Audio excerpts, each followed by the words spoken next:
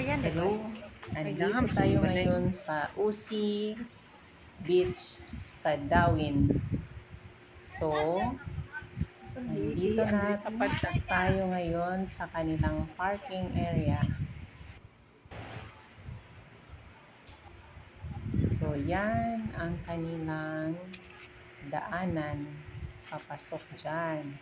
Tapos, may bahay ang may-ari dyan.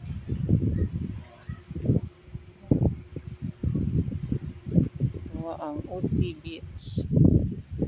So, may entrance fee na 30 pesos. Kung mga bata, 12 and below, 10 pesos lang. So, libre na ang parking. Inclusion nila, parking space. Makagamit tayo ng toilet, shower, makasugba. So, sa mga tables, as I have mentioned earlier,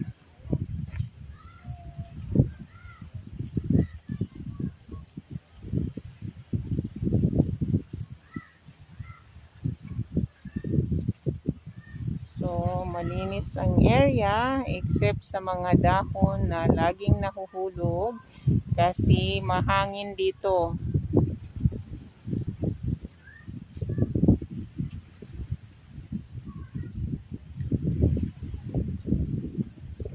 Yan, may store sila, UC store.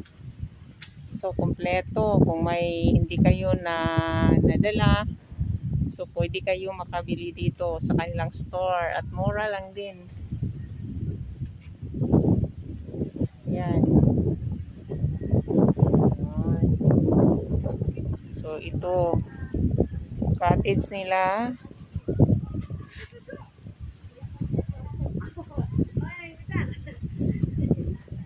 Magkano ang rent ng cottage? Nasa 300 din. Mga cottage din sila sa loob.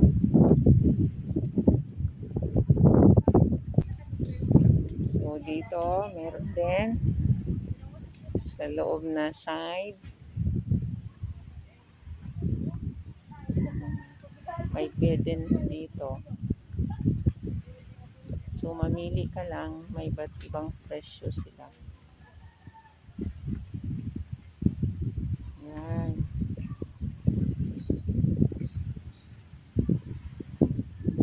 Maraming mamili doon kasi mahal masyado yung mga plastic chairs sa labas. So ito dito plastic din at merong kahoy.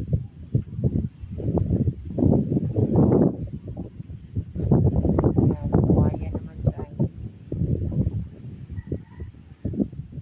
So yung mga magaganda kong kasama, patuloy pa rin silang nagluluto at ipakain sa amin.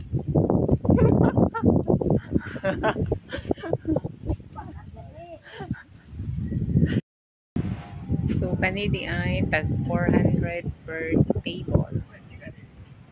Yan ay cottage 400.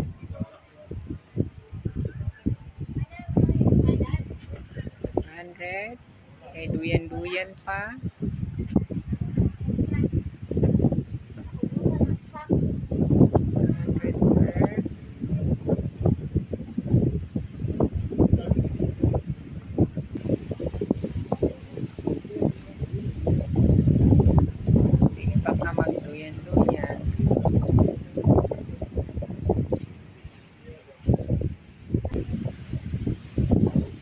Tag 400 ni per table.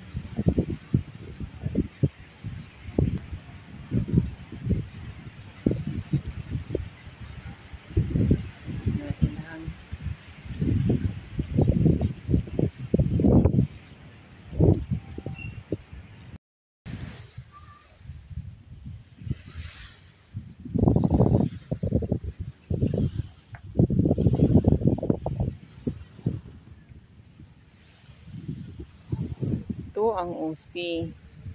May malaking talisay, malaking punong kahoy. Kaya hindi siya mainit. May 3, 4 May 4 na malalaking punong talisay at niyog. Kaya malamig dito.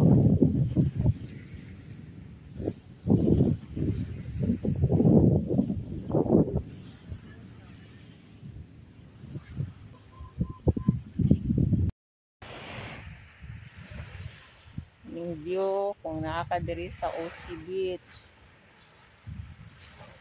So, makikita natin ngayon ang Apu Island. Yan, Apu Island. Mas mahal kung dito mag-umpisa papuntang Apu Island. Doon daw mas mura, doon na side kasi mas malapit. Malatan or I don't know kung anong tamang lugar yun. Kasi doon na side mas malapit sa Apu Island. So, dito, yan, ito yung beach nila. Protected naman dyan, oh. Maraming area protected. So, pwede maligo dito lang sa gilid. Ito ang Dawin. Ito ang mga beaches ng Dawin. So, pwede meron silang bed. Yung bed na to, 100 ang rent. Ito yung rocking chair. 75. 75 ang rent. Itong chair na to, tag 50.